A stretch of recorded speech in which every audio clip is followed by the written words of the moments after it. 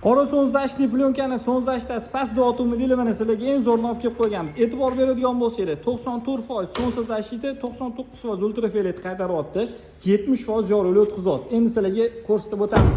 Mana bu yangi olib kelgan sonzashtamiz, bu standart ko'k sonzashli plyonka hisoblanadi. Apparatda o'lchaymiz. Plyonkani o'zida sonzashtasi 90% chiqyapti. Effektiga o'zingizlar baho berasizlar. 99 ultrafiolet, 70 yorug'lik. Oynalar ochiqroq bo'ladigan bo'lsa, shu variantdan urasizlar.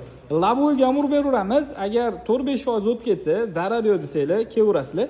Sonzashta bo'yicha vobshe udar chiqadi. Yon eshikdagi bileskiga o'zingizlar baho berib qo'yasizlar. Mana keramikskiy effekti ham kuchli. Sonzashta bo'lsa ham, lekin effekti juda ham chiroyli turadi. Tashqariga chiqqandek effektini ham hozirga bitta olib chiqtirib ko'rsatamiz.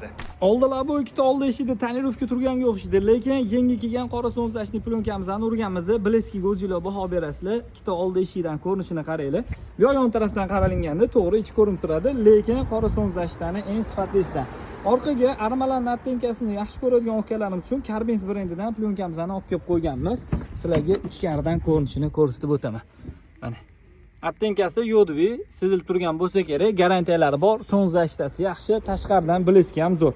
Agar sizlarga mana shunaqa yodviy attenkali tonirovka kerak bo'lsa, qora sonzashli plyonka kerak bo'lsa ham murojaat qilaverasizlar.